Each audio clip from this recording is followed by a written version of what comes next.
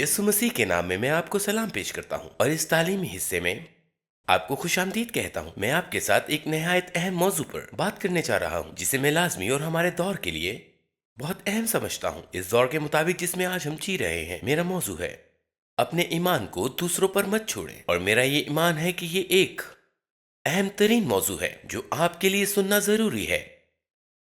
ये आज के जमाने जिसमें हम रह रहे हैं उससे मुंसलिक है।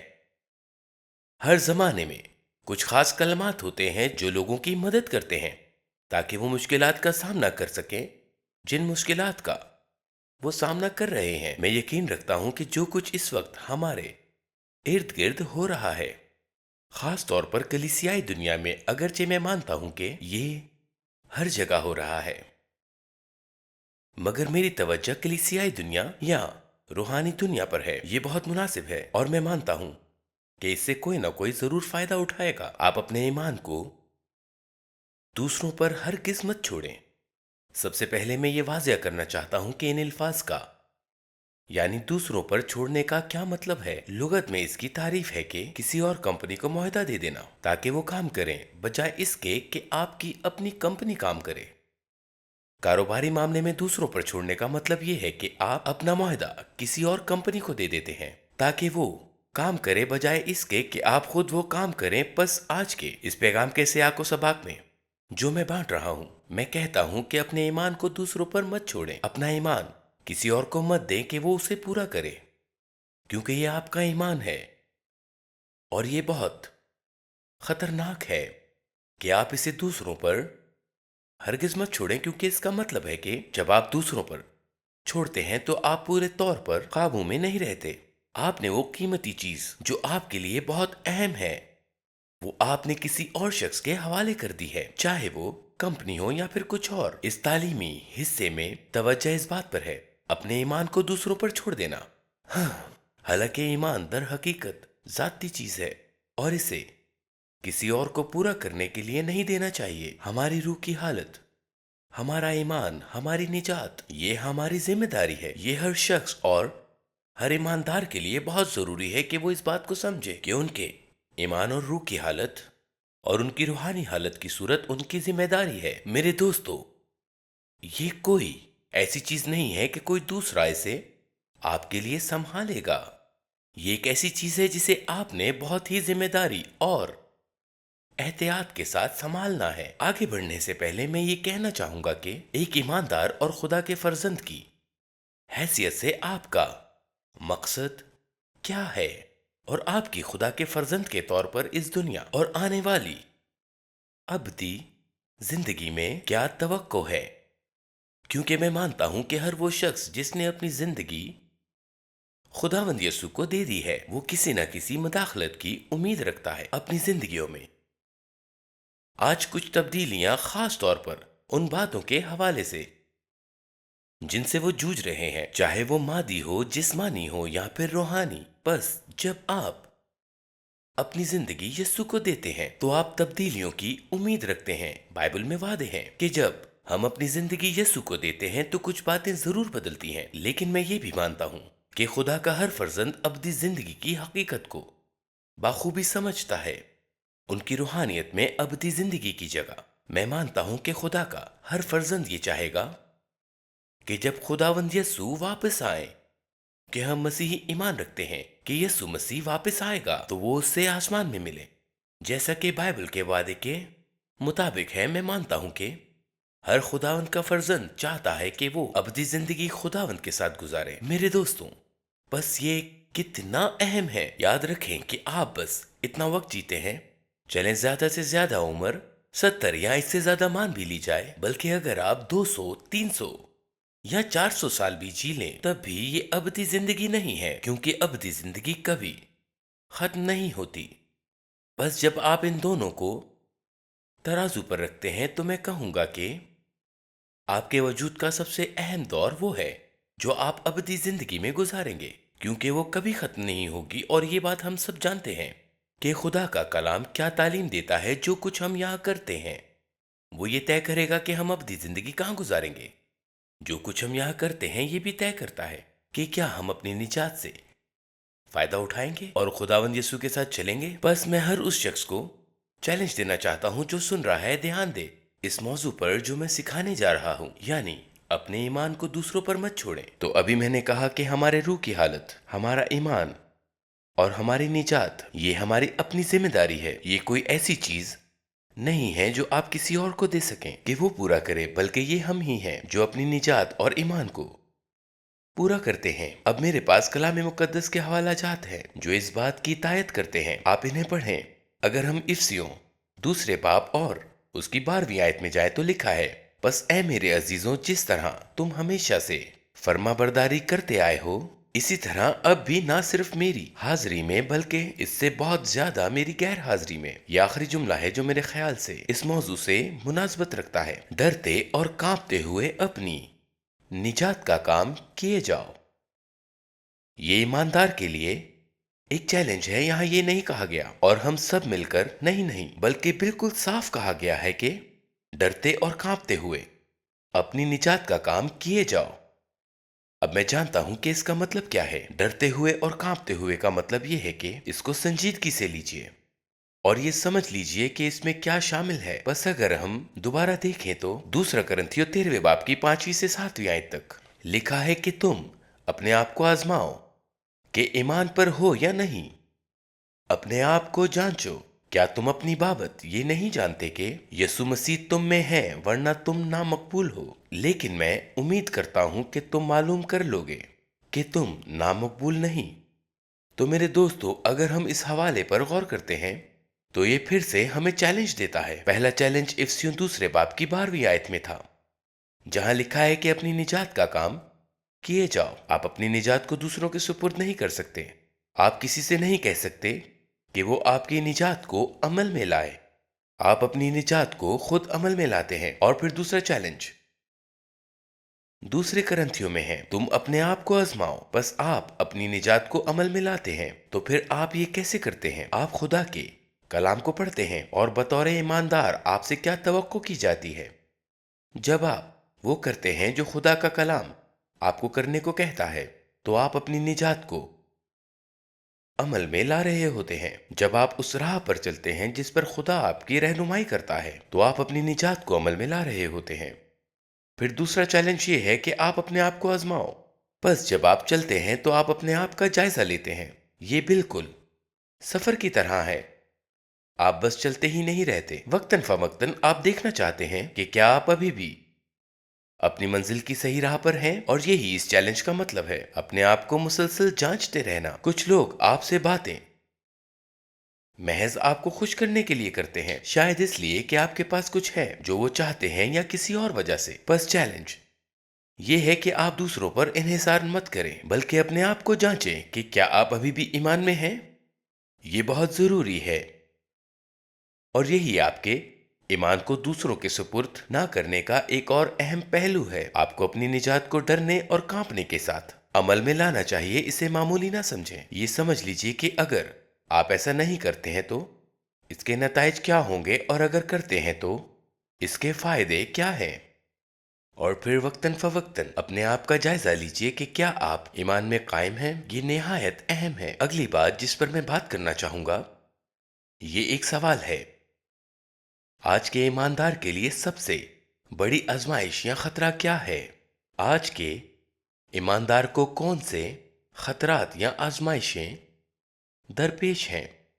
हम सबको ये याद रखना चाहिए कि हर जमाना अपनी अलग आजमाइशें रखता है, और जो कुछ 20वीं सदी के इब्तिदाई बरसों में होता था, वो 40 या 50 की दहाइयों में जो हालात थे और जो चीजें उनके लिए आजमाइशें समझी जाती थी, वो नहीं है जो आज हमें दरपेश है। और आप जानते हैं, मेरी उम्र 60 साल से ज्यादा है, और जितना पीछे मैं याद कर सकता हूं जब मैं वाकई अपने माहौल के बारे में बाखबर हुआ, यानी 60 की दिहाई के करीब, मैंने बहुत सी तब्दीलियां देखी हैं, चाहे वो फैशन में हो या इंसानी रवैयों में या किसी और पहलू में। और मैं पूरे यकीन के साथ कह सकता हूं, हर दिहाई अपनी अपनी नई आजमाइशें लेकर आती है।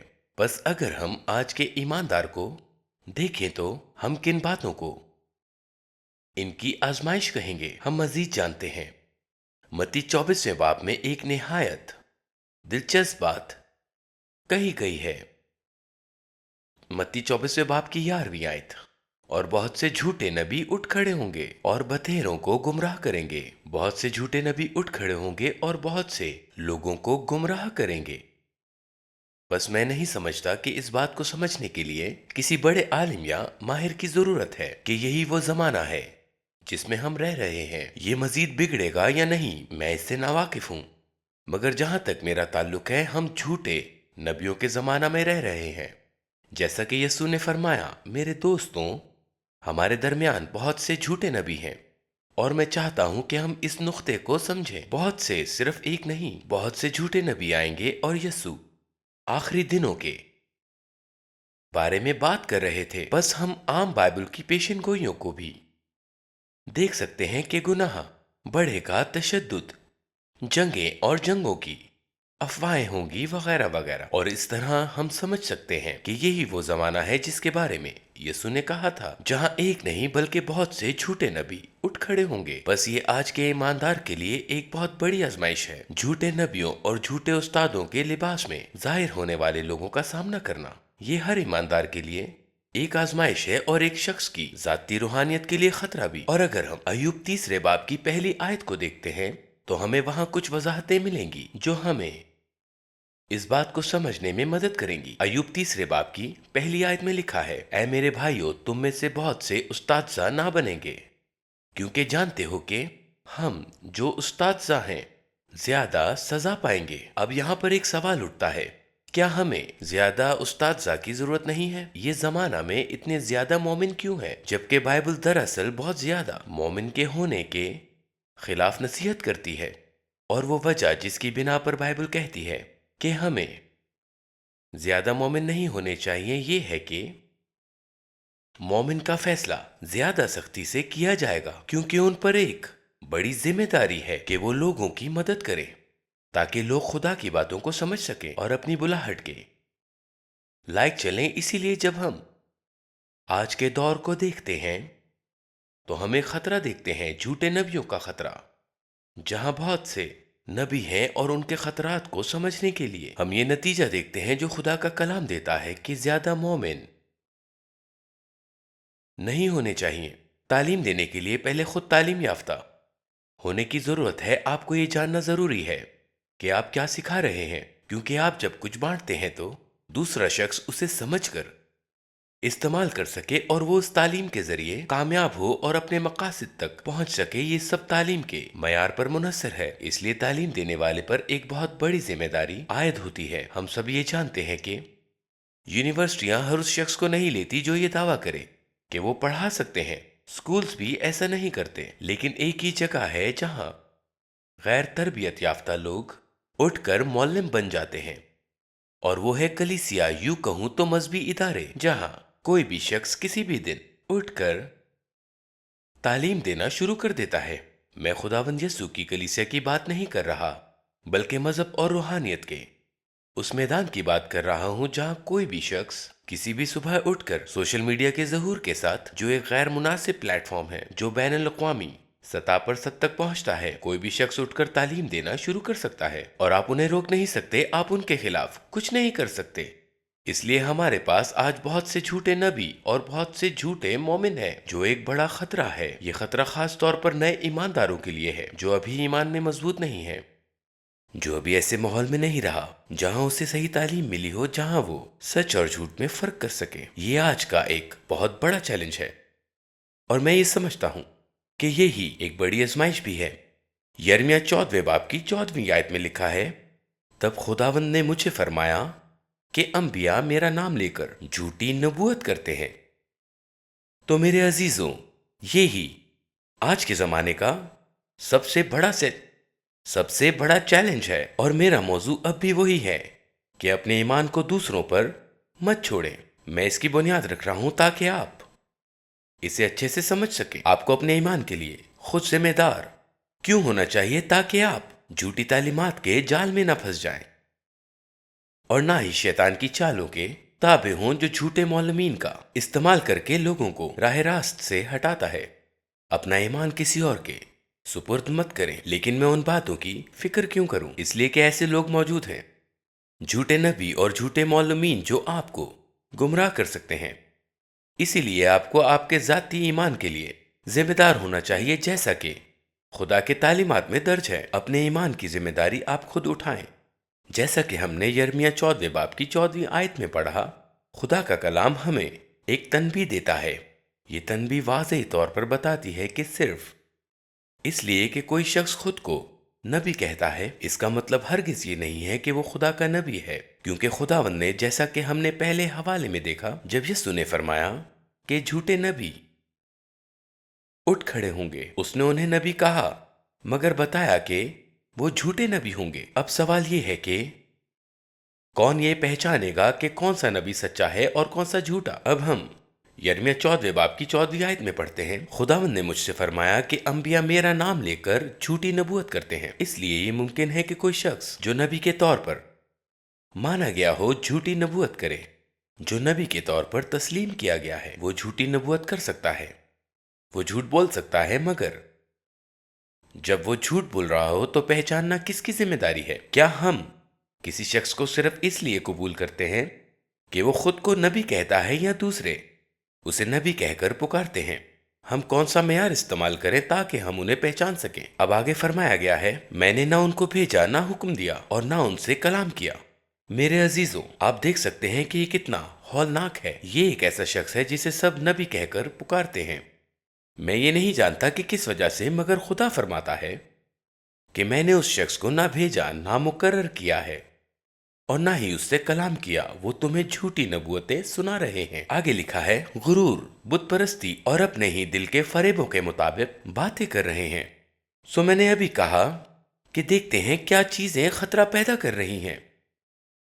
वो कौन सी बातें हैं जो एक शख्स के ईमान को खतरे में डालती हैं? इस जमाना में जिसमें हम रह रहे हैं, झूठे नबी, खुदावंद यस्सु ने खास तौर पर हमें खबरदार किया कि झूठे नबी आएंगे, और हम सब जानते हैं कि आज हम उनसे घिरे हुए हैं। आप अगर टीवी ऑन करें या सोशल मीडिया देखें, उनमें से बहुत सौ के बारे में आपको ज्यादा माहिर या इल्म में घिरा हुआ नहीं होना पड़ता। आप आसानी से पहचान सकते हैं कि वो खुदा की तरफ से नहीं है, मगर वो मौजूद हैं। और कुछ कम फहम लोग, कुछ कमजोर लोग और कुछ नए ईमानदार उनकी बातों में आ जाते हैं। इसलिए मैं कहता हूं कि ख्वाह आप नए ईमानदार ही क्यों ना हो, अपने ईमान की खुद जिम्मेदारी लें, उसे दूसरों पर मत छोड़ें। और कुछ तदाबीर हैं जिनसे आप ये यकीनी बना सकते हैं कि जो कुछ आप मान रहे हैं या सुन रहे हैं, जिसके आप ताबे हैं या अमल कर रहे हैं, वो खुदा की तरफ से है। और पहला मेयार है खुदा का कलाम। आप खुदा के कलाम को पढ़ें, आप पहचान जाएंगे कि क्या सच है, क्या झूठ।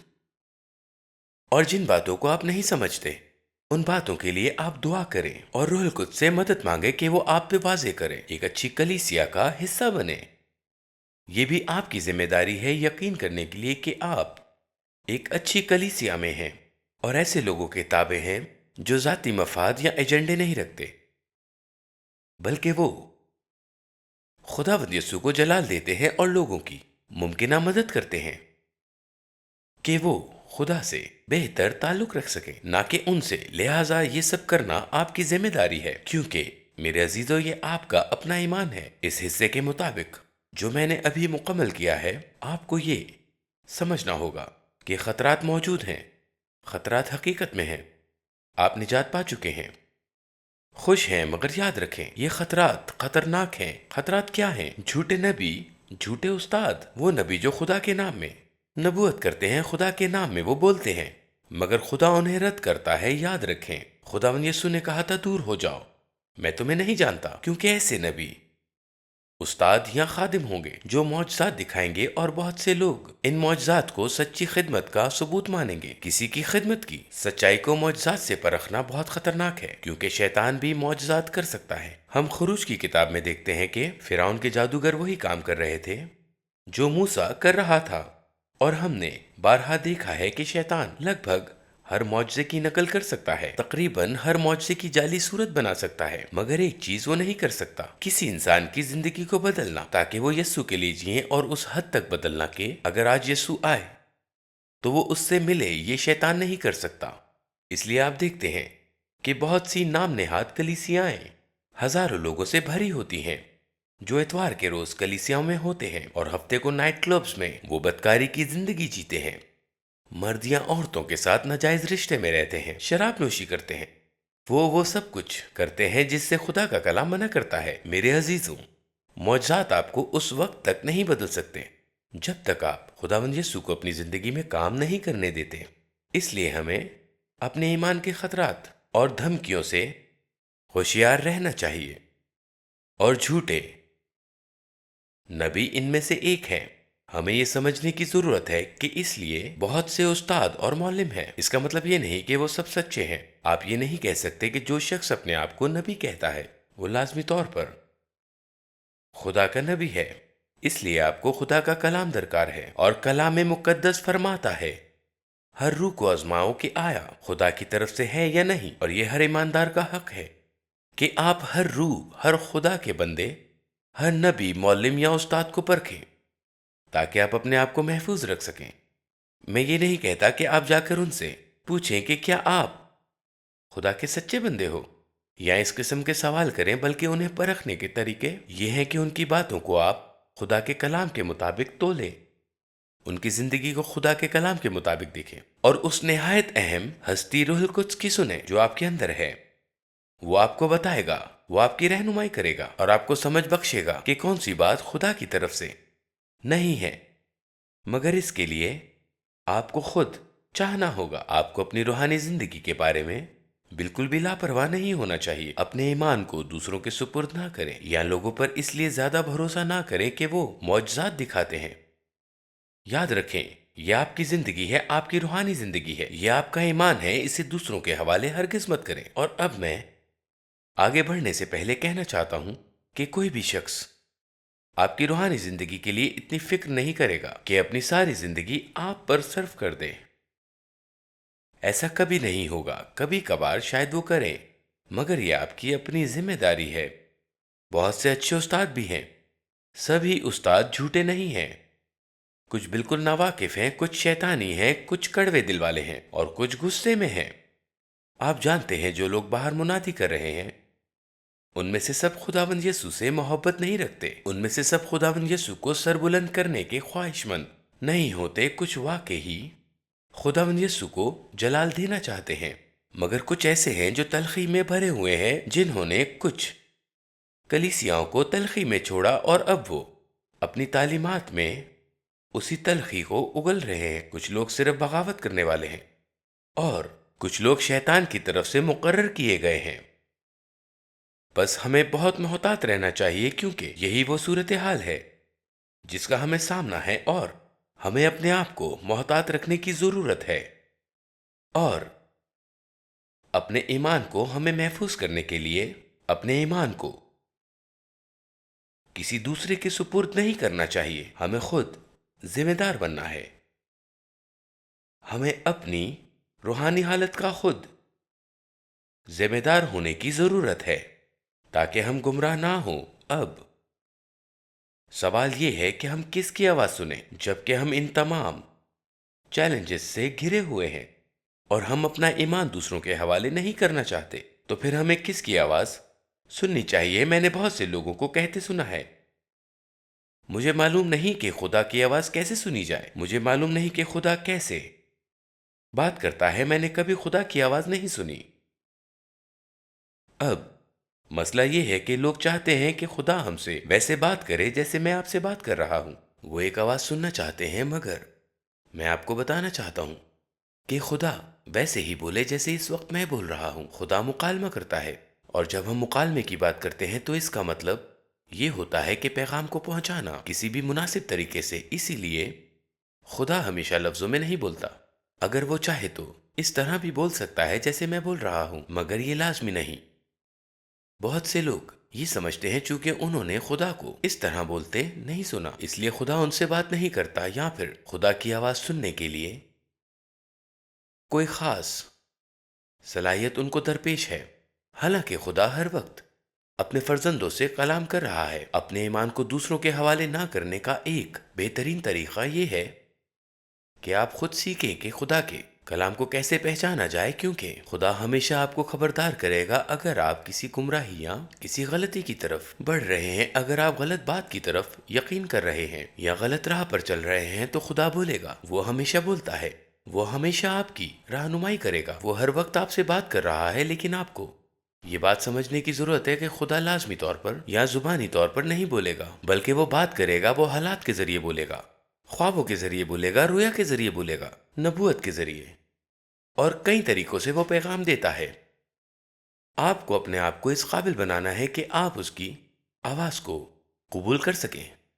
آپ پائیں گے کہ خدا واقعی ہی بولتا ہے۔ جب آپ اس کا کلام پڑھتے ہیں تو وہ واقعی آپ سے بات کرتا ہے، اور آپ پہچان سکیں گے کہ یہ واقعی خدا ہے جو بول رہا ہے۔ یوحنا 16 باب کی 13ویں آیت میں لکھا ہے، لیکن جب وہ یعنی روح حق آئے گا تو تم کو تمام سچائی کی راہ دکھائے گا، کیونکہ وہ اپنی طرف سے نہ کہے گا بلکہ جو کچھ سنے گا وہی کہے گا۔ اب جب روح آتا ہے تو جھوٹے نبی اور استاد تو کچھ حد تک سچ بتاتے ہیں، سب باشمول میرے آپ کو کچھ سچ کی طرف لے جا سکتے ہیں، مگر خدا کا روح آپ کو پوری سچائی کی طرف لے جائے گا۔ وہ کوئی بات چھوڑے گا نہیں، وہ سچائی کا روح ہے، اور وہ روح دراصل یسوع ہی ہے۔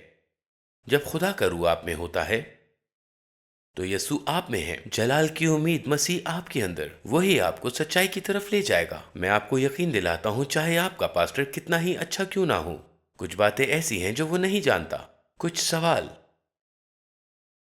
ایسے ہیں جن کے جواب وہ نہیں دے سکتے ہیں۔ کیا آپ کو یاد ہے جب سیموئیل نے پہلی بار خدا کا سامنا کیا، خدا نے پہلی بار اس سے کلام کیا اور خدا اس پر ظاہر ہوا، تو سیموئیل نے سوچا، نہیں نہیں، یہ میرے فہم سے باہر ہے، آؤ میں ایلی کے پاس جاؤں جو تمام اسرائیل کا سردار اور کاہن تھا، اور اسے بتاؤں کہ کیا ہو رہا ہے۔ چنانچہ وہ ایلی کے پاس گیا، مگر ایلی کو کچھ خبر نہ تھی، اگرچہ وہ سردار کاہن تھا اور سیموئیل اس کا شاگرد تھا۔ پھر بھی ایلی نے کہا کہ تم جانتے ہو۔ جب سیموئیل دوسری بار آیا، اگرچہ ایلی کو اندازہ نہ تھا کہ کیا ہو رہا ہے، مگر وہ سمجھ گیا کہ خدا اس سے بطور کاہن بات نہیں کرنا چاہتا، بلکہ سیدھا سیموئیل سے کرنا چاہتا ہے۔ اگر ایسا نہ ہوتا تو خدا ایلی سے کہہ دیتا کہ سیموئیل کے پاس جا اور اسے یہ بتا دے۔ بعض اوقات بلکہ اکثر اوقات خدا ہم سے براہ راست بات کرنا چاہتا ہے، جو ہماری زندگی اور ایمان کے لیے اہم ہے۔ پر آپ کی زندگی میں سب سے اہم آواز یسوع کی ہے۔ یہ آواز روح القدس کے ذریعے آتی ہے، اس لیے خدا کے فرزند کے طور پر روح القدس میں بپتسمہ لینا ضروری ہے۔ متی 17ویں باب میں ایک دلچسپ واقعہ بیان ہوا ہے۔ یاد رکھیں، جب یسوع کو بپتسمہ دیا گیا تو روح القدس آسمان سے اتر کر اس پر ٹھہرا، اور ایک آواز آئی، یہ میرا پیارا بیٹا ہے جس سے میں خوش ہوں۔ اور آپ کو یسوع کے وہ الفاظ بھی یاد رکھنے چاہیے جب اس نے ایک موقع پر کہا تھا، اس نے اپنے شاگردوں سے کہا، مجھ سے سیکھو، ہاں تم مجھ سے سیکھو اور تمہاری جانوں کو آرام ملے گا۔ مجھ سے سیکھو، کیونکہ بعض اوقات جب تم انسانوں سے سیکھتے ہو تو تمہیں سکون نہیں ملتا، تم حیران ہوتے ہو، تم الجھ جاتے ہو، مگر یسوع فرماتا ہے، مجھ سے سیکھو اور تمہیں اپنی جان کے لیے سلامتی ملے گی۔ یہی وجہ ہے کہ متی 17ویں باب میں یہ واقعہ بیان ہوا ہے۔ 6 دن بعد یسوع نے پترس اور یعقوب اور اس کے بھائی یوحنا کو ہمراہ لیا اور انہیں ایک اونچے پہاڑ پر الگ لے گیا، اور ان کے سامنے اس کی صورت بدل گئی، اور اس کا چہرہ سورج کی مانند چمکا، اور اس کی پوشاک نور کی مانند سفید ہو گئی۔ اور دیکھو، موسیٰ اور ایلیا اس کے ساتھ باتیں کرتے ہوئے انہیں دکھائی دیے۔ چنانچہ اس دن یسوع پترس اور یعقوب اور یوحنا کو اپنے ساتھ پہاڑ پر لے گیا، اور جب وہ پہاڑ کی چوٹی پر پہنچے تو اس کی شکل ان کے سامنے بدل گئی، اس کا چہرہ چمکنے لگا۔ اور پھر بائبل کہتی ہے کہ یکایک موسیٰ اور ایلیا ظاہر ہوئے اور یسوع سے باتیں کرنے لگے۔ 4 آیت میں لکھا ہے، پترس نے یسوع سے کہا، اے خداوند، ہمارا یہاں رہنا اچھا ہے، مرضی ہو تو میں یہاں 3 ڈیرے بناؤں، ایک تیرے لیے، ایک موسیٰ کے لیے اور ایک ایلیا کے لیے۔ اب آپ کو یہاں سمجھنا ہے، پترس دراصل موسیٰ اور ایلیا کو یسوع کے برابر لا رہا تھا۔ وہ اس منظر سے اتنا متاثر ہوا کہ کہنے لگا، یہ موسیٰ ہے، وہ عظیم نبی، یہ ایلیا ہے، وہ طاقتور نبی، اور یہاں خود یسوع بھی موجود ہیں۔ اگر ہم تینوں کے لیے خیمے بنائیں اور یہیں قیام کریں تو ہم ہمیشہ یہاں رہ سکتے ہیں۔ اگر ہمیں کھانے کی ضرورت ہو تو یسوع معجزہ کر سکتا ہے، اگر پانی کی ضرورت ہو तो मूसा चट्टान से पानी निकाल सकता है और हम मौजों के दरमियान रहेंगे। यहाँ हमें हर चीज मुयस्सर है। वो इस मंजर से इतना मुतासिर हुआ कि वो वहां पर खैमे बनाने का सोचने लगा, क्योंकि वो एक अजीम नबी मूसा को देख रहा था और एक ताकतवर नबी एलिया को, और वो अपने उस्ताद यस्सु मसीह को भी देख रहा था। वो हर तरह की मुमकिनात को देख रहा था और पुरजोश था। ये इंसानों की आम फितरत है। पतरस वहां शानदार खैमे बनाने का सोच रहा था ताकि वो सब पहाड़ की चोटी पर ही रह सकें। जब हम कोई ताकतवर या कोई शानदार चीज देखते हैं तो हमें लगता है कि इससे बेहतर और कुछ नहीं हो सकता। खैर, जब पतरस अभी बोल ही रहा था तो एक रोशन बादल ने उन्हें ढांप लिया और एक आवाज आई। बादल में से सदा आई कि ये मेरा बेटा है, ना कि मेरे बेटे। वहां 3 शख्स मौजूद थे। ये मेरा बेटा है जिससे मैं मोहब्बत रखता हूं, इससे मैं खुश हूं, इसकी सुनो। चुनाचा जब शागिर्दों ने ये सदा सुनी वो खौफ से जमीन पर गिर गए। लेकिन यस्सु आया और उसने उन्हें छू कर कहा, उठो। उसने कहा, खौफ मत खाओ। अब देखो, जब वो उठे तो पाक कलाम कहता है, जब उन्होंने नीचे से सर उठाया तो उन्होंने किसी को ना देखा मगर यस्सु को। ये खुदा की तरफ से बहुत जोरदार ऐलान था। मेरे दोस्तों, आपने अपने नबियों को सुना कि वो इंसान थे, उनमें कमजोरियां और खामियां थीं, और बावजूद इसके कि वो बड़े लोग थे और उन्होंने बड़ा काम किया। लेकिन जो आपके सामने खड़ा है वो आखिरी और आला है, वो है यस्सु। उसकी ही सुनो। अगर खुदा चाहता है कि वो मूसा और एलिया की भी सुने तो वो दोनों यस्सु के साथ ही रहते, मगर वो वहां ना थे। मगर उन्होंने सिर्फ यस्सु को ही देखा, सिर्फ उसी को। तो फिर हम किसकी आवाज सुने? ये खुदावंद यस्सु की आवाज है। और कोई कहेगा कि यस्सु के उस्ताद रसूल और नबी हैं। हाँ, मगर आप जानते हैं कि आपको रूहुल कुद्स इसलिए दिया गया है कि ताकि आप सच और झूठ और सही और गलत में फर्क कर सके। क्या सही है, क्या गलत, क्या सच है, क्या नहीं। और मैं आपको यकीन दिला सकता हूं कि ऐसा वक्त आता है कि जब खुदा के खादिम उसके मेयार पर पूरा नहीं उतरते। वो अपनी जाती जिंदगी में नाकाम हो सकते हैं, वो तालीम में भी और रहनुमाई में भी नाकाम हो सकते हैं, क्योंकि वो इंसान है। आपके अपने अंदर ये सलाहियत होनी चाहिए कि आप पहचान सकें कि क्या सही है और क्या गलत। और इसकी वाहिद राह यह है कि आप अपने आप को तरबियत दें ताकि अपने दिल के अंदर आप यस्सु की आवाज को सुन सकें। ये बात क़यादत से बगावत की नहीं है। मैं खुद अपनी सारी जिंदगी उन लोगों के ताबे रहा जिन्होंने मेरी जिंदगी में बात की, मेरी मदद की और मुझे बड़ी राहों में मेरी रहनुमाई की। मगर मैं आपको यकीन दिलाता हूं कि मैं कभी किसी के ताबे नहीं रहा बिना इसके कि मैं उसकी बात को परख लूं। मैंने खुदा के बड़े बड़े नबियों और खादिमों के साथ काम किया है जिन्होंने मुझे वो बातें बताई जो आज भी पूरी हो रही हैं। लेकिन जब भी वो अपने मुंह से कुछ कहते थे मैं अपने अंदरूनी इंसान से तस्दीक करता था, ये देखने के लिए कि क्या इसमें अमन है, क्योंकि मेरा ईमान मेरी जाती बात है। क्या ये बात कलाम से तस्दीक हो रही है या नहीं? तो फिर हम किसकी आवाज को सुने? मेरे दोस्तों, यस्सु की आवाज को सुनने के लिए खुद को तरबियत दें ताकि आप यस्सु की आवाज को सुन सकें। और ये कैसे मुमकिन है? इसे मुमकिन बनाने के लिए आप खुदा का कलाम पढ़ें ताकि आप खुदा की मर्जी को जान सकें। जब आप खुदा की मर्जी को जान लेते हैं तो इसी तरह आप पहचान सकते हैं कि क्या झूठ है, क्या सच, और इस तरह आप अपनी रूह को तेज कर सकते हैं। अब मैं चाहता हूं कि हम 3 मिसालें देखें, 3 अफराद की जिन्होंने अपना ईमान दूसरों के सुपुर्द किया, और फिर देखते हैं कि उनके साथ क्या हुआ। जब मैं ये बात करूंगा तो आप समझिएगा कि नुक्ता कितना संगीन है और ये मौजू कितना गहरा है। अब मैं 3 मिसालें दूंगा 3 अफराद की जिन्होंने अपना ईमान दूसरों पर छोड़ दिया, और मेरा मौजू है अपना ईमान दूसरों के सुपुर्द ना करें। تو پہلا شخص ہے آدم۔ اگر ہم کلام مقدس میں سے پیدائش کی دوسرے باب کی 70ویں آیت میں دیکھیں تو خدا نے آدم اور حوا کو ایک بالکل واضح ہدایت دی کہ باغ کی ہر چیز میں سے کھاؤ، اور ہم جانتے ہیں کہ وہاں ہزاروں قسم کے درخت تھے، شاید ان درختوں کی تعداد لاکھوں میں یا شاید اس سے بھی زیادہ ہو، لہٰذا ان کے پاس انتخاب کرنے کے بے شمار موقع تھے۔ خدا نے انہیں صاف لفظوں میں کہا تھا کہ نیکی اور بدی کا پھل نہ کھانا۔ اس دن کے نتائج کیا ہوں گے؟ جس دن تو کھائے گا تو مرے گا۔ پھر کیا ہوا؟ تو ہدایت بالکل واضح تھی، حکم واضح تھا، تم سب چیزوں میں سے کھا سکتے ہو مگر نیکی اور بدی کی پہچان کے درخت کا پھل نہ کھانا، وہ ہوا کی موجودگی میں آدم سے گفتگو کر رہا تھا۔ تو پھر کیا ہوا؟ ہم سب اس کہانی کو جانتے ہیں۔ سانپ ہوا کے پاس گیا، اسے دھوکہ دیا اور اس نے پھل کھا لیا۔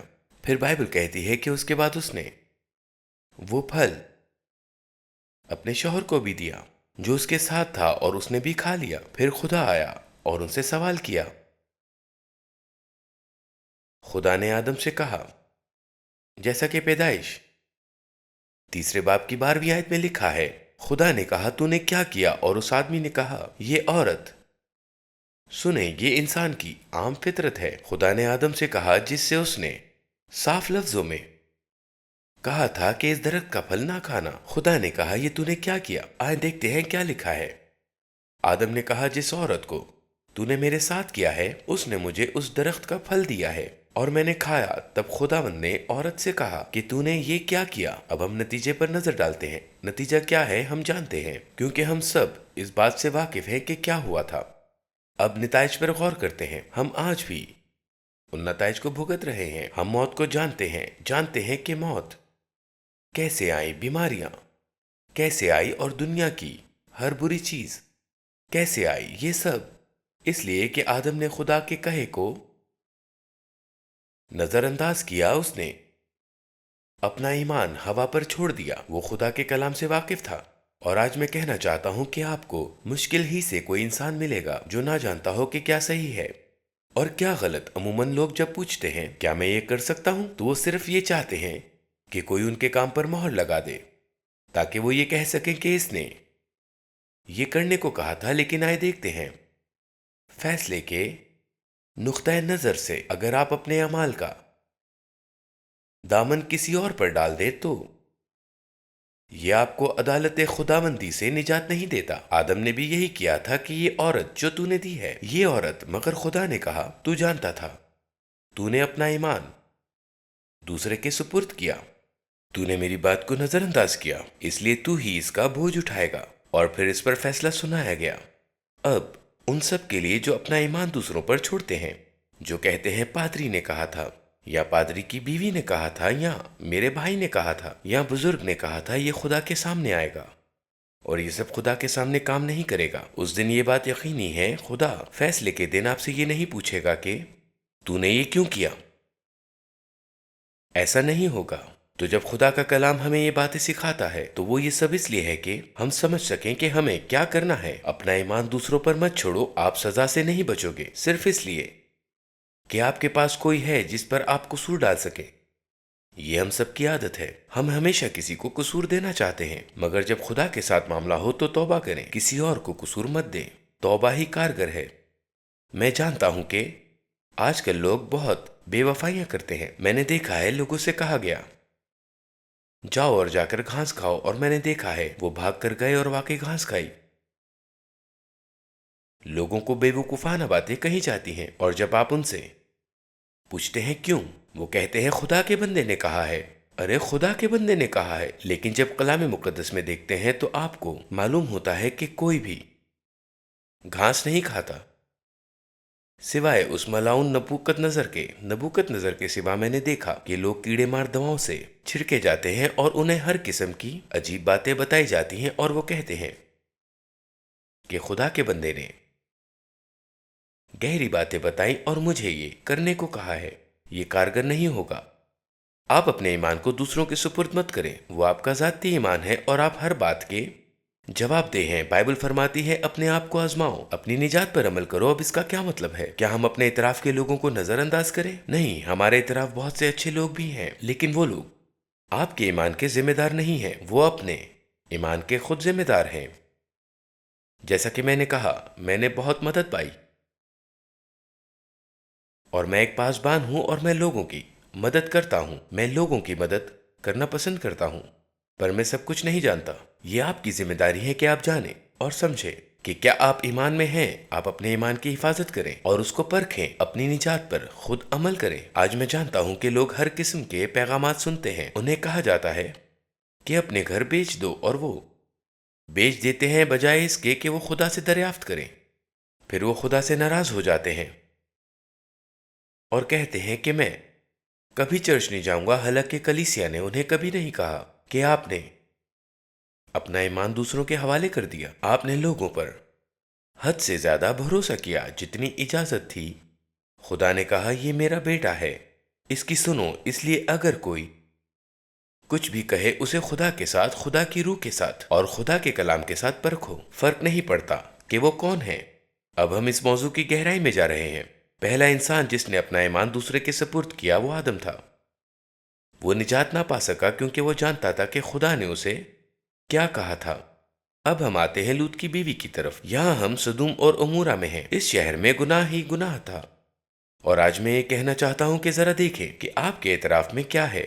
کلام مقدس فرماتا ہے کہ آخری دنوں میں بدی بڑھ جائے گی، ہر طرف ہر جگہ بدی ہوگی، لوگ شادی بیاہ کریں گے، لوگ عہد توڑنے والے، نفرت کرنے والے ہوں گے۔ آپ کو کہیں دور جانے کی ضرورت نہیں، بس انٹرنیٹ کھول لیجئے۔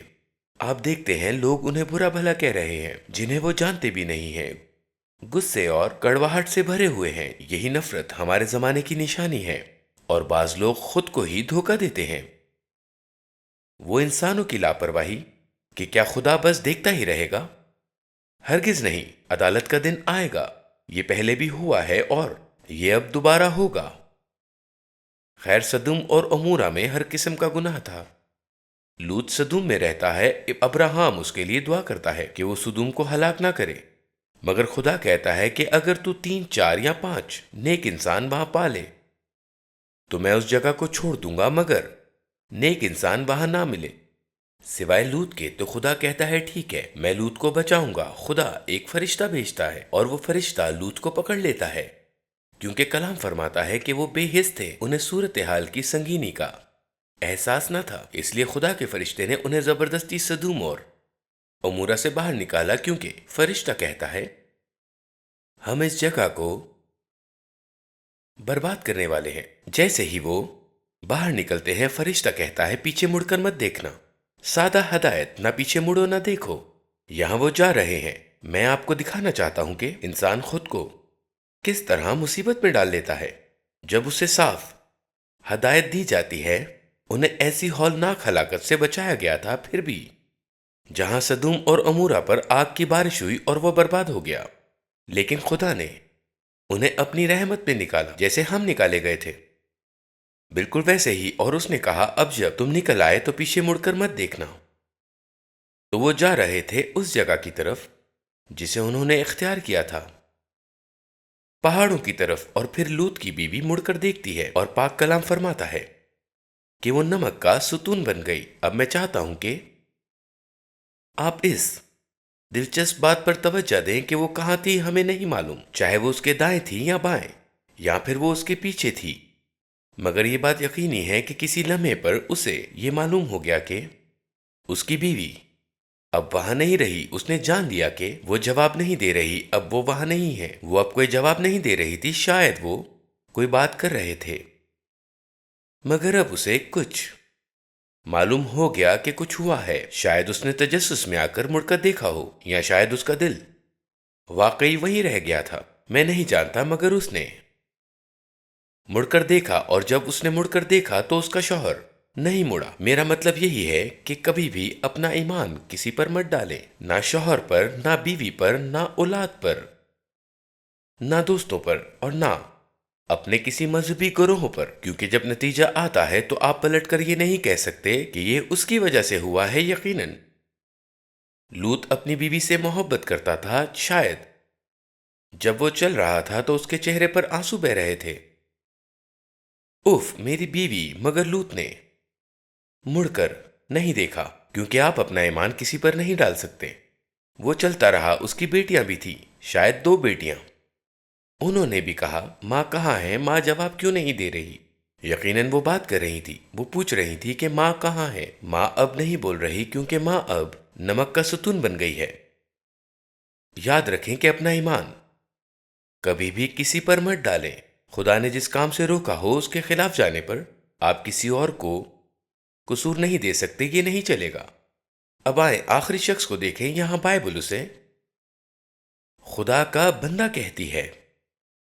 پہلے سلاطین کے 13ویں باب میں یہ تینوں شخصیات جنہوں نے اپنا ایمان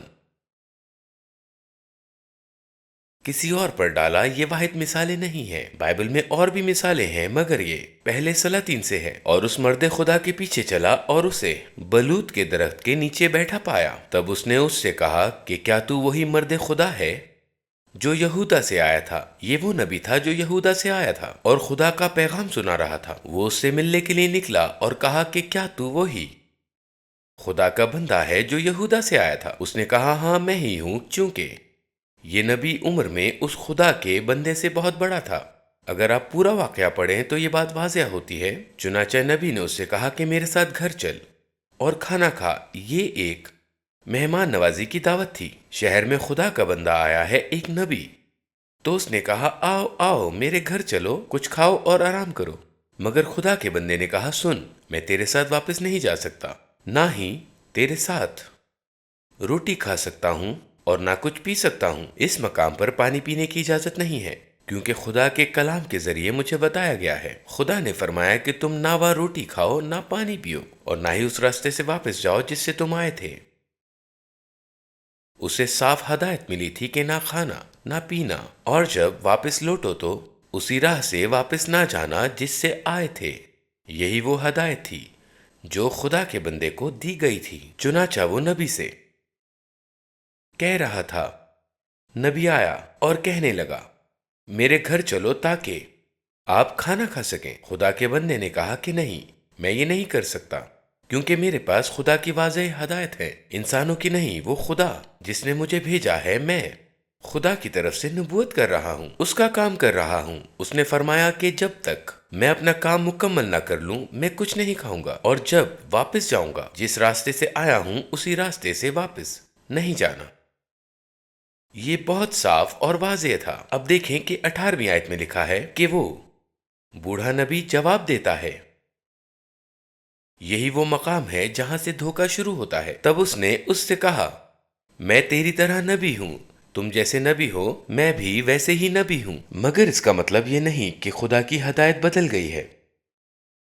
میرے پاس بھی ایک کلام ہے جو خدا نے مجھ سے فرمایا۔ میں بھی ایک نبی ہوں، اور خدا کے حکم سے ایک فرشتے نے مجھ سے کہا کہ اسے اپنے ساتھ اپنے گھر پر لوٹا کر لے آ تاکہ وہ روٹی کھائے اور پانی پیے، لیکن اس نے اس سے جھوٹ کہا۔ چنانچہ خدا کا بندہ اس کے ساتھ واپس گیا اور اس کے گھر میں کھایا اور پیا۔ اب سوال یہ ہے کہ ایسی حالت میں کیا کیا جائے؟ میں نے بھی کئی حالات دیکھے ہیں جہاں لوگ کہتے ہیں کہ خدا نے مجھ سے کہا، اور پھر انہیں کچھ اور بتایا جاتا ہے، اور وہ وہی کرتے ہیں۔ اکثر اپنے پادری، نبی یا کسی بزرگ شخص کے کہنے پر اس میں کوئی برائی نہیں۔ ممکن ہے واقعی خدا ان سے بھی بولے، لیکن سوال یہ ہے کہ آواز کس کی تھی اور اسے پرکھنے کی ذمہ داری کس پر ہے، کیونکہ آپ جانتے ہیں کہ خدا نے آپ سے کیا کہا۔ اس لیے بائبل ہمیں اجازت دیتی ہے ہر روح کو پرکھنے کی آزادی، تاکہ ہم جان سکیں کہ اس نبی سے کس نے بات کی، کیونکہ خدا نے مجھ سے کچھ اور فرمایا ہے۔ میں صرف اس لیے نہیں کھا سکتا کہ یہ نبی کہہ رہا ہے، کیونکہ عام طور پر خداوند اپنی ہدایت نہیں بدلتا۔ خدا اپنی ہدایتوں میں تبدیلی نہیں کرتا، اور یہی اس کا طریقہ کار ہے۔ وہ یوں کام کرتا ہے کہ کہتا ہے کہ میں ایک نبی بھیج رہا ہوں جو تمہیں اپنے گھر لے جائے گا تاکہ تم وہاں کھاؤ، اور پھر وہ نبی ظاہر ہوتا ہے۔ یہی خدا کا طریقہ ہے، اور یہی اس نے پطرس کے ساتھ کیا جب پطرس کو حکم دیا گیا کہ وہ کرنیلیس کے ساتھ جا کر منادی کرے تاکہ کرنیلیس اور اس کا خاندان اور اس کے گھر آنے والے روح القدس پائیں۔ پطرس جانا نہیں چاہتا تھا کیونکہ وہ لوگ یہودی نہیں تھے بلکہ غیر قوموں کے تھے، وہ غیر قوموں سے تعلق رکھتے تھے، مگر خدا نے پطرس سے کلام کیا اور اسے ایک رویا دکھائی جس میں مختلف جانور تھے۔ یہودی سور وغیرہ نہیں کھاتے تھے، مگر رویا میں اس سے کہا گیا کہ مار کر کھا۔ اس نے کہا میں ناپاک چیز کیسے کھا سکتا ہوں؟ تب خدا نے اس سے کہا کہ جسے خدا نے پاک ٹھہرایا اسے تو ناپاک نہ کہے۔ جیسے ہی وہ رویا ختم ہوئی، کرنیلیس کا قاصد آ پہنچا اور پطرس سمجھ گیا کہ خداوند اسے بھیجنا چاہتا ہے، کیونکہ خدا نے اس سے خود کلام کیا تھا اور اس نے کرنیلیس سے بھی کلام کیا۔ خدا کسی ایک شخص سے کسی ایسے معاملے میں بات نہیں کرتا جو آپ کی زندگی پر اثر ڈالنے والا ہو۔ اگر خدا آپ سے کچھ کرنے کو کہے تو آپ محض اس لیے نہیں رک سکتے کہ دوسرا آ کر کہے کہ یہ نہ کرو۔ اگر کوئی کہے کہ خدا نے مجھ سے کہا یا ایک فرشتہ ظاہر ہوا تو ٹھیک ہے، خدا کا شکر ہو اس فرشتے کے لیے، لیکن میں خدا سے پوچھوں گا، میں دعا کروں گا۔ یہی خدا کا طریقہ ہے، اور اسی طرح آپ کو عمل کرنا چاہیے، اور اسی طرح آپ اپنے ایمان کی ذمہ داری دوسروں پر ڈالنا بند کر سکتے ہیں۔ ہر چیز کو پرکھیں۔ یہ آپ کی اپنی زندگی ہے۔ اب اس آدمی کی مثال دیکھیں، اور میں چاہتا ہوں کہ آپ اس بات کو سمجھیں۔ کبھی کبھی لوگ آپ پر دباؤ ڈالتے ہیں، میں تم سے بڑا ہوں یا میں تم سے زیادہ جانتا ہوں، لیکن اس سے کوئی فرق نہیں پڑتا۔ ہم بڑے لوگوں کی عزت کرتے ہیں، ہم جانتے ہیں کہ ان کے پاس دانائی ہے، مگر اگر کوئی بات آپ کی زندگی پر اثر ڈالنے والی ہے تو اسے ضرور پرکھیں۔ یہ آپ کا حق ہے اور یہ آپ کی ذمہ داری ہے۔ آپ کو ان سے بدتمیزی کرنے کی ضرورت نہیں ہے۔ اگر وہ کہیں کہ یہ کرنا ہے تو کہیں ٹھیک ہے، اور پھر باہر جا کر دعا کریں، اور اگر خدا آپ سے کچھ اور کہے تو وہ کام نہ کریں۔ بات اتنی ہی سادہ سی ہے، یہ بالکل سیدھی سی بات ہے، مگر آج کے دور میں لوگ کہتے ہیں کہ میں سب سے بڑا نبی ہوں، میں سب سے زیادہ نبوت کرتا ہوں، میں سب سے بڑا رسول ہوں، میری بڑی کلیسیا ہے۔ مگر بڑی کلیسیا رکھنا کوئی معنی نہیں رکھتا۔ کئی کلیسیاں ایسی ہیں جو لوگوں کو شیطان کے ذریعے سے اکٹھا کرتی ہیں۔ بہت سے لوگ یہ نہیں جانتے، ایسے نبی اور رسول بھی ہیں جو شیطان کی طاقت سے کام کرتے ہیں۔ انہوں نے شیطان کے ساتھ عہد باندھ رکھا ہے، اور وہ اسی طرح لوگوں کو اپنی طرف کھینچتے ہیں، جیسے کہ لوگوں پر جادو کر دیا گیا ہو، اور ہزاروں لوگ ان کے پیچھے جاتے ہیں۔ وہ بری روحیں اثر کے ذریعے لوگوں کو قابو میں رکھتی ہیں۔ اس کا کوئی مطلب نہیں۔ کبھی بھی ایسے شخص کو قبول نہ کریں۔ جیسے ہی کوئی شخص شیطان کے ساتھ عہد میں داخل ہوتا ہے، اس کے ساتھ بہت سی بری روحیں جڑ جاتی ہیں۔ جھوٹے نبیوں کی کلیسیا میں وہ گویا مردہ دل لوگ ہوتے ہیں۔ اگر کہا جائے کہ سر کے بل کھڑے ہو جاؤ تو وہ فوراً کر لیں گے، زمین پر لیٹ جاؤ تو فوراً لیٹ جائیں گے۔ انہیں جو بھی کہا جائے وہ فوراً کر لیتے ہیں، کیونکہ وہ خود سے نہیں بلکہ اثر کے تحت ہوتے ہیں۔ ایسے لوگ جا کر اپنا گھر بیچ دیتے ہیں اور پیسہ لا دیتے ہیں، مگر اگلے ہی دن وہ افسوس اور غصے میں سوشل میڈیا پر آ کر کلیسیاؤں کے لیے لکھنا شروع کر دیتے ہیں۔ ایسا کیوں ہوا؟ کیونکہ آپ نے اپنا ایمان دوسروں کے حوالے کر دیا۔ ایسا ہی کچھ ہوتا ہے، بہت سا دباؤ ہوتا ہے، اور یہی کچھ اس آدمی نے بھی کیا، جیسا کہ بائبل میں ذکر ہے۔ بائبل اسے ایک بزرگ نبی کہتی ہے، اور جب آپ اس پرانے نبی کو دیکھتے ہیں تو سمجھتے ہیں کہ وہ جو کچھ کہتا ہے وہ خدا کی طرف سے ہے، مگر یہ غلط فہمی ہے۔ میں 40 سال سے خدمت میں ہوں، اور مجھے خوشی ہوتی ہے جب لوگ مجھ پر بھروسہ کرتے ہیں، اور میں ہمیشہ دل سے اور خدا کے کلام سے بات کرنے کی کوشش کرتا ہوں۔ جو کچھ میں یقین کرتا ہوں کہ خدا کہہ رہا ہے، مگر آپ پر لازم ہے کہ آپ بات کو پرکھیں۔ میں نے کبھی لوگوں سے یہ نہیں کہا کہ وہ میری اطاعت کریں، کیونکہ میں سالوں سے خدمت میں ہوں۔ میری ذمہ داری صرف اور صرف یہ ہے کہ میں لوگوں سے خدا کا کلام بانٹوں، اور خدا کے کلام کو اپنی پوری ایمانداری سے بانٹوں۔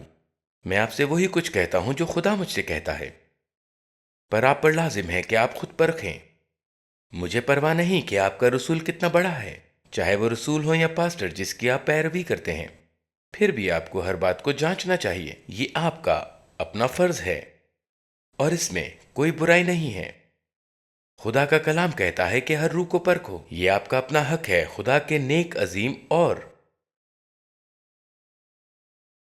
خدا کے مخلص خادموں کو بھی جانتا ہوں، مگر آپ کو پھر بھی پرکھنا چاہیے۔ سو یہ بھی ایک نبی تھا، اسرائیل میں پہچانے جانے والا نبی، مگر بائبل کہتی ہے کہ اس نے اس سے جھوٹ بولا۔ یاد رکھیں، میرا خیال ہے وہ اخیب تھا، جس کے پاس بہت سارے نبی تھے۔ بائبل کہتی ہے کہ ایک نبی کو بلایا جانا تھا، مگر بادشاہ نے کہا وہ تو کبھی بھی وہ بات نہیں کہتا جو مجھے پسند ہو، اور پھر ایک جھوٹی روح اس نبی کے اندر بھیجی گئی۔ آپ دیکھیں، یہی ہوتا ہے جب آپ اپنی ایمانداری کو کسی اور پر چھوڑ دیتے ہیں چاہے اس کا ریکارڈ کتنا ہی اچھا کیوں نہ ہو۔ آپ پر لازم ہے کہ آپ خود جانیں جو کچھ آپ کی زندگی میں ہو رہا ہے اور جو کچھ آپ کو کرنے کو کہا جا رہا ہے، کیا وہ واقعی خدا کی طرف سے ہے؟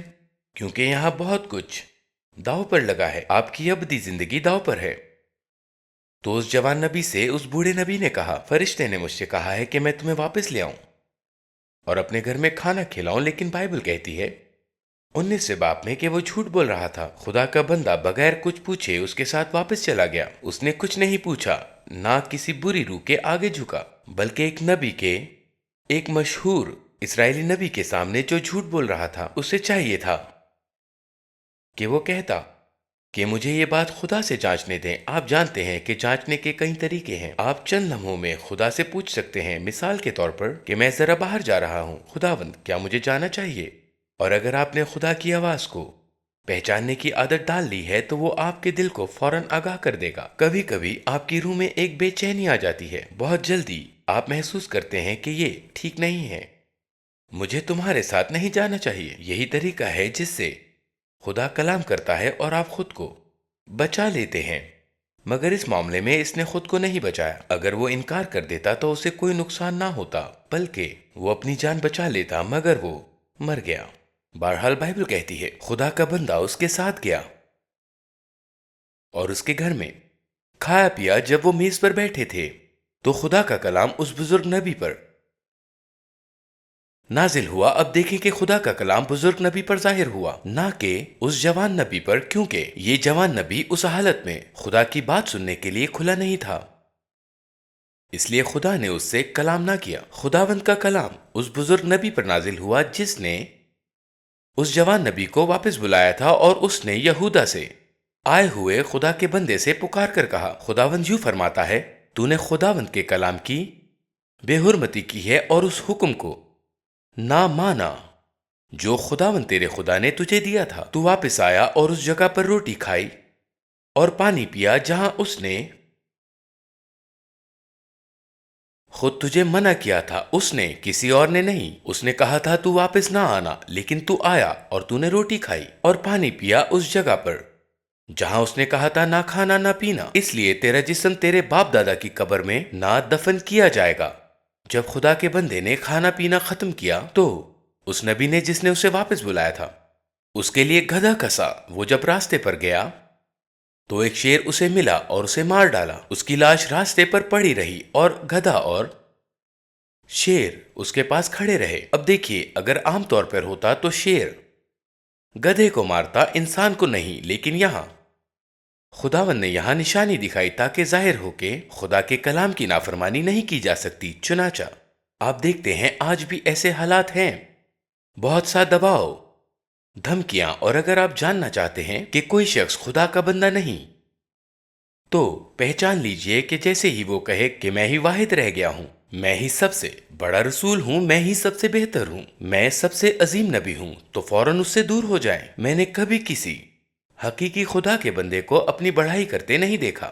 بائبل میں بھی ہمیں مثالیں ملتی ہیں۔ ایلیا نے کہا تھا میں ہی اکیلا رہ گیا ہوں، مگر خدا نے اسے درست کیا اور فرمایا میرے پاس 7,000 بندے اور ہیں، تمہیں کس نے کہا کہ تم اکیلے رہ گئے ہو؟ ایسے گمراہ لوگ جو خود کو ہی سب کچھ جاننے والا سمجھتے ہیں، کہتے ہیں میں ہی سچ جانتا ہوں، میں ہی رہ گیا ہوں۔ تو جان لیجئے یہ سب طریقے صرف لوگوں میں خوف پیدا کرنے کے لیے ہوتے ہیں تاکہ جب وہ بولیں تو سننے والے سوال نہ کریں، مگر بائبل آپ کو اختیار دیتی ہے کہ ہر روح کو آزماؤ، چاہے وہ کوئی بھی ہو۔ یہ کسی کے سامنے کھڑے ہو کر جھگڑنے کی بات نہیں کہ آپ کہیں میں دیکھنا چاہتا ہوں کہ آپ نے کیا کہا ہے، نہیں، بلکہ حکمت سے کام لیں۔ اگر کوئی عظیم خدا کا بندہ بھی آپ سے کہے تب بھی آپ کو حق ہے کہ آپ اس بات کے بارے میں دعا کریں۔ بس ہمیں بہت محتاط رہنا چاہیے اور سمجھنا چاہیے کہ ہم اپنے آپ پر کتنی بڑی ذمہ داری رکھتے ہیں۔ یہ شخص اس لیے مر گیا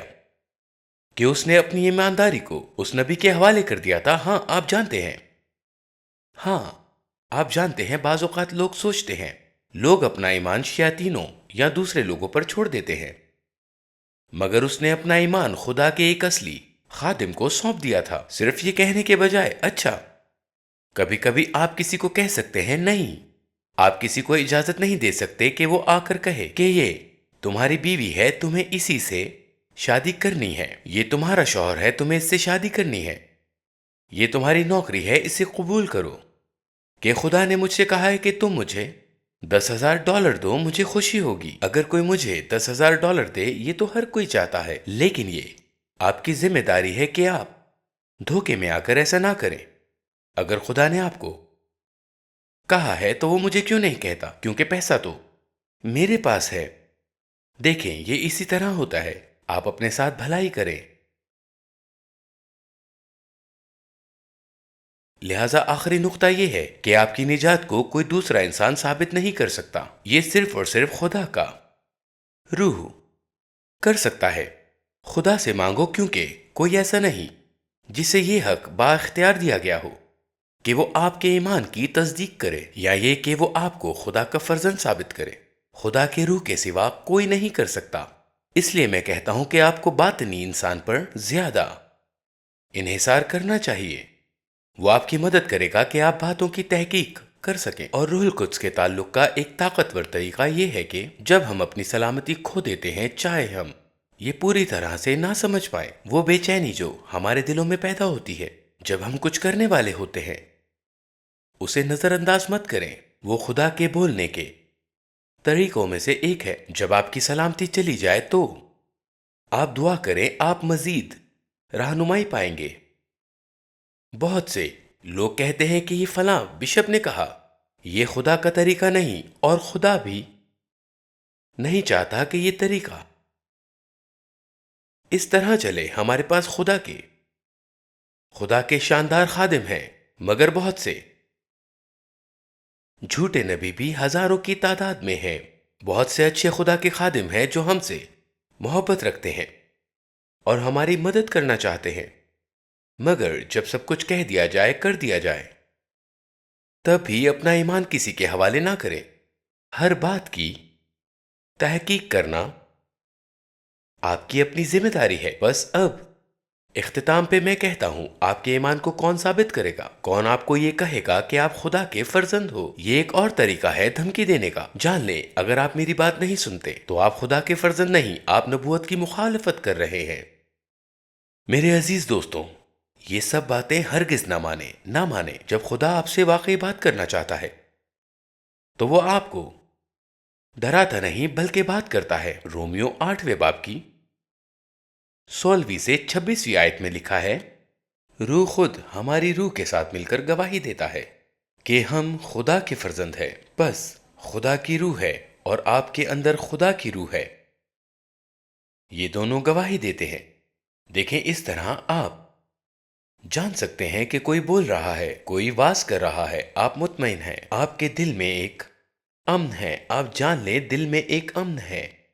کوئی خدمت کر رہا ہے، چاہے وہ نبوت دے رہا ہے، اگر یہ خدا کی روح کے ذریعہ ہے تو آپ کے اندر خدا کی روح بھی آمین کہے گی۔ یہ ایک توازن ہے۔ اب روح ہماری روح کے ساتھ گواہی دیتا ہے کہ ہم خدا کے فرزند ہیں۔ آگے لکھا ہے، اگر فرزند ہیں تو وارث بھی ہیں، یعنی خدا کے وارث اور مسیح کے ہم میراث، بشرط ہے کہ ہم اس کے ساتھ دکھ اٹھائیں تاکہ اس کا جلال بھی پائیں۔ جان لیں، بہت سے لوگ نظریاتی طور پر خوف زدہ ہیں۔ اگر آپ اس کلیسیا کے رکن نہیں، آپ خدا کے فرزند نہیں۔ اگر آپ میری بات نہیں سنتے تو آپ خدا کے فرزند نہیں۔ اگر آپ اس عقیدے کو قبول نہیں کرتے تو ابدی زندگی کے لیے وارث نہیں ہے۔ یہ ایک دم فضول بات ہے، بائبل کے مطابق نہیں ہے۔ واحد جسے یہ حق حاصل ہے آپ کو یہ بتانے یا آپ کے ساتھ گواہی دینے کہ آپ خدا کے فرزند ہیں، آپ کے اندر خدا کا روح ہے۔ اگر آپ خدا کے فرزند ہیں تو آپ کے اندر خدا کا روح آپ کے ساتھ گواہی دے گا کہ آپ واقعی خدا کے فرزند ہیں۔ یہ سب باتیں نہیں سنیں، کیونکہ یہ آپ کو قابو میں کرنے اور آپ کو کچھ کرنے پر مجبور کرنے کے لیے آپ کے دل میں خوف ڈالتی ہیں۔ اگر آپ یہ نہیں کرتے تو آپ خدا کے فرزند نہیں۔ جان لیں، میں دہیکی دینے والا شخص ہوں اور مجھے اس پر شرم نہیں آتی۔ میں سن 1975 سے دہیکی دیتا آ رہا ہوں۔ جب میں نے نجات پائی، میں اس کے لیے معافی نہیں مانگوں گا اور دہیکی دینا بند نہیں کروں گا۔ اور مجھے معلوم ہے کہ خدا نے میری زندگی میں اس کی وجہ سے کیا کیا۔ کسی نے مجھے مجبور نہیں کیا، کسی نے مجھے دھکا نہیں دیا، میں اسے سمجھتا ہوں۔ خدا کا روح میری مدد کرتا ہے کہ میں اسے سمجھ سکوں۔ یہی طریقہ کار ہے۔ بس ایسے حالات کی اجازت نہ دیں جہاں آپ کے پاس کوئی آ کر آپ پر بوجھ ڈال رہا ہو اور آپ کے دل میں خوف ڈال رہا ہو، اور اگر آپ کو کوئی دھمکی دے رہا ہو کہ اگر آپ نے دہیے کی نہ دی تو آپ خدا کے فرزند نہیں۔ ایسا نہیں ہوتا۔ اگر آپ یہ رقم نہیں دیتے تو آپ خدا کے فرزند نہیں۔ ایسا نہیں ہے۔ بہت بار لوگ مجھے قبول نہیں کرتے، مگر خدا کا روح مجھے کہتا رہا کہ میں خدا کا فرزند ہوں، اور میں اس کی وجہ سے بچ گیا۔ بس اگر آپ اپنا ایمان دوسروں کے سپرد کرتے ہیں تو آپ نقصان اٹھائیں گے، اور اگر یہ جاننے کی کوشش کرتے ہیں کہ لوگ کیا کہتے ہیں، جبکہ خدا خود آپ کے اندر ہے اور وہ آپ کو یہ بتا سکتا ہے کہ وہ آپ کے کیا سوچتا ہے اور کیا یقین رکھتا ہے، آپ اپنے آپ کو تباہی، ناکامی اور بربادی کے لیے تیار کر رہے ہیں، جبکہ آپ کے اندر خدا ہے، اور یہ صرف گناہ کرنے کے بارے میں نہیں ہے۔ خدا کبھی آپ کو نہیں چھوڑے گا۔ بائبل کہتی ہے کہ کون ہمیں خدا کی محبت سے جدا کر سکتا ہے۔ جان لیں، ایسے لوگوں کی باتیں ہرگز نہ سنیں جو ہمیشہ گناہوں اور ناکامیوں کی باتیں کرتے ہیں۔ خدا کو یہ ہرگز پسند نہیں، اور یہ صرف ان کے بارے میں ہے۔ خدا آپ سے محبت کرتا ہے، اور جب آپ غلطی کریں تو اپنے گناہوں کا اقرار کریں، اور خدا آپ سے محبت کرنا جاری رکھے گا۔ کچھ بھی آپ کو خدا کی محبت سے ہرگز جدا نہیں کر سکتا۔ بس یہ خدا ہے جو آپ کو ثابت کرتا ہے۔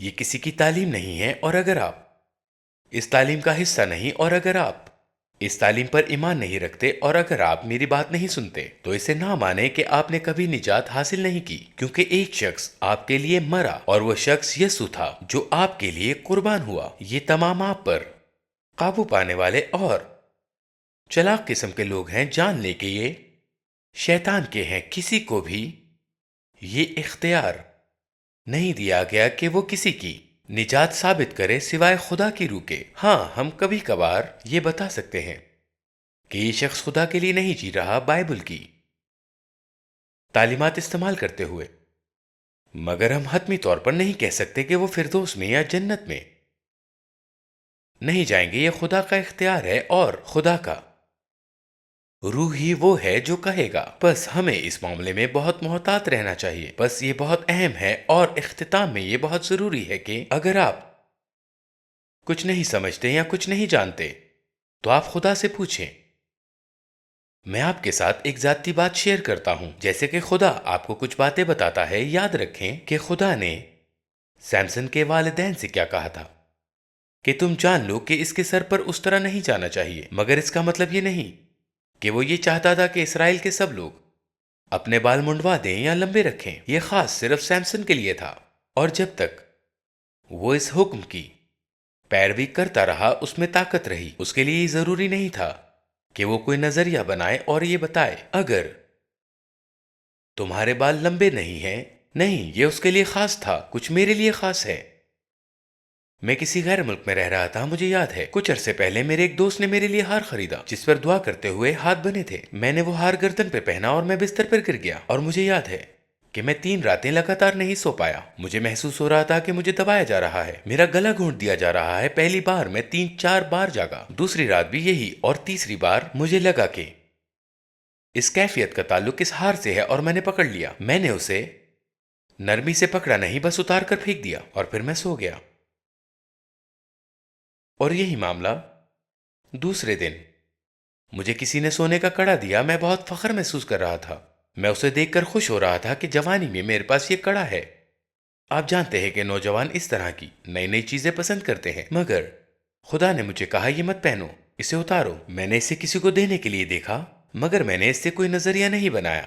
آج بھی کچھ چیزیں ہیں جو میں نہیں کرتا کیونکہ خدا نے مجھ سے کہا ہے کہ یہ مت کرو، اور یہ میری خاص بلاہٹ سے متعلق ہے۔ آپ میں یہ صلاحیت ہونی چاہیے کہ آپ یہ سن سکیں کہ خدا آپ سے کیا کہہ رہا ہے، تاکہ آپ اس بات کو جان سکیں کہ آپ کی روح محفوظ ہے، اور آپ صرف نقل نہیں کر رہے اور چیزیں نہیں کر رہے کیونکہ کوئی کہہ رہا ہے کہ یہ کرو۔ اور مجھے پھر یاد آتا ہے کہ میں ایک بورڈنگ اسکول میں واز کر رہا تھا، اور وہاں بہت سے نوجوانوں نے اپنا دل یسوع کو دیا۔ میں اسکول میں ان کا پادری تھا، اور جب میں اسکول سے باہر آیا تو ایک نوجوان لڑکا میرا پیچھا کر رہا تھا۔ یہ بٹانا میں تھا، مجھے یاد ہے اس کا نام ڈی کزام تھا۔ یہ 1970 کی بات ہے۔ بس وہ میرا پیچھا کر رہا تھا، اور وہ مجھے بردر سیم کہہ کر پکار رہے تھے۔ میں پادری نہیں تھا، مگر وہ کہہ رہے تھے پادری بردر سیم، جان لو یہاں بہت تنہائی ہے۔ اسکول میں کبھی کبھار جب ہفتے کے آخر میں ڈسکو آتا ہے تو ڈسکو جانے میں کیا حرج ہے، کیا غلط ہے؟ میرے لیے ڈسکو جانا غلط ہے۔ آپ کو اس وقت فوری حکمت کی ضرورت ہے۔ میں فوراً جان گیا کہ اگر میں نے کہا کہ نہیں جاؤ تو یہ بہتر طریقے سے کام نہیں کرے گا۔ آپ لوگوں میں مزاحمت پیدا کرتے ہیں جب آپ انہیں کسی کام کو نہ کرنے کی تجویز دیتے ہیں۔ خدا کو خود بتانا چاہیے، اور جب کسی شخص میں خدا کا روح انہیں کچھ کرنے کو کہتا ہے تو وہ اسے بالکل صحیح طریقے سے کرتے ہیں۔ تب وہ مطمئن ہوتے ہیں اور جانتے ہیں کہ کس نے انہیں بتایا ہے کہ یہ نہ کرو۔ بس وہ اور کچھ نے مجھے کہا کہ تمہیں دانش مندی سے جواب دینا ہے۔ بس میں نے اس سے کہا ٹھیک ہے، پر کیا تم مانتے ہو کہ جو بھی کرو تمہیں خود کی حفاظت کے لیے خدا سے دعا کرنی چاہیے؟ اس نے کہا ہاں، جہاں بھی جاتے ہیں ہم خدا سے خود کی حفاظت کے لیے دعا کرتے ہیں۔ تو میں نے کہا ایسا کیوں کرتے ہیں؟ تو اس نے کہا تاکہ ہم جہاں بھی جائیں خدا کے فرشتے ہماری حفاظت کریں۔ اچھا، تو جب ڈسکو آتا ہے اور آپ وہاں جا رہے ہوتے ہیں تو وہاں خدا کے فرزند کی طرح برتاؤ کریں۔ اپنے آپ کو خدا کے ہاتھوں میں سونپ دیں اور دعا کریں، خدا سے کہیں کہ میں ڈسکو جا رہا ہوں، آپ میری حفاظت فرمائیں، اے باپ میری حفاظت فرما، اور اسی طرح کی باتیں۔ تو انہوں نے میرا شکریہ ادا کیا۔ شکریہ brother same.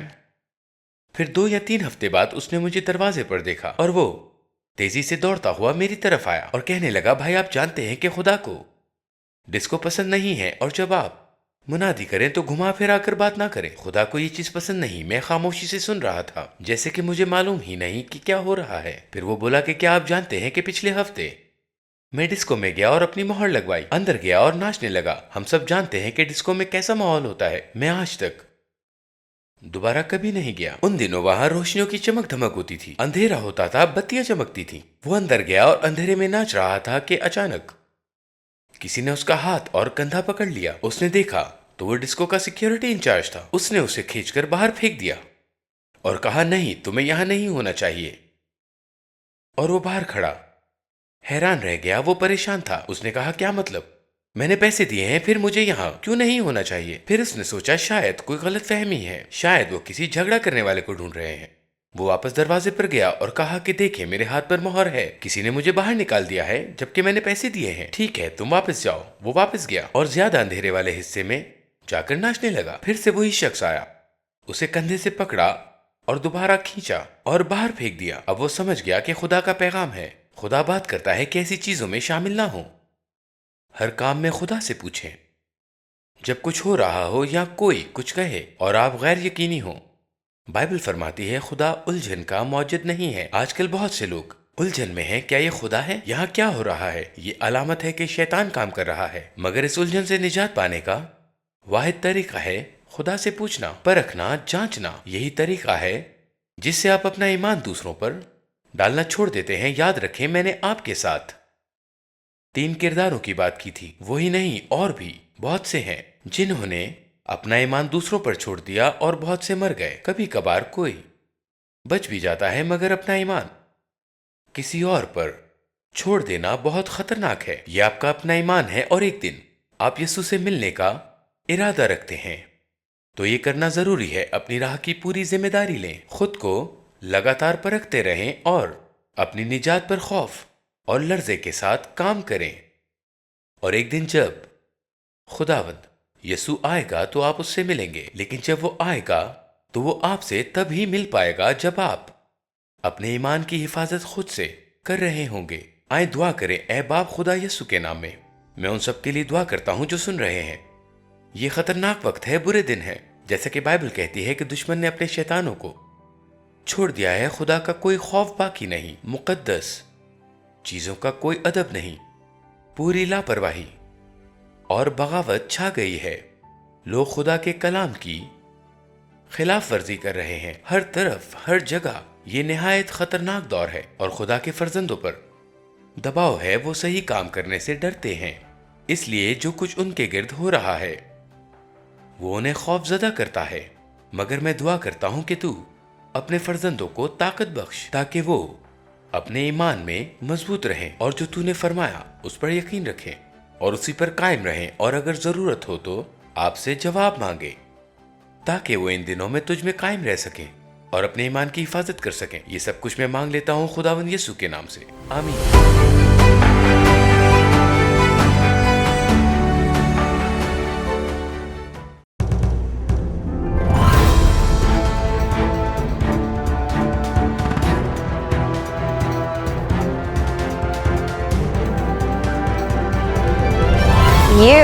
are watching Shine Star TV. Be the light.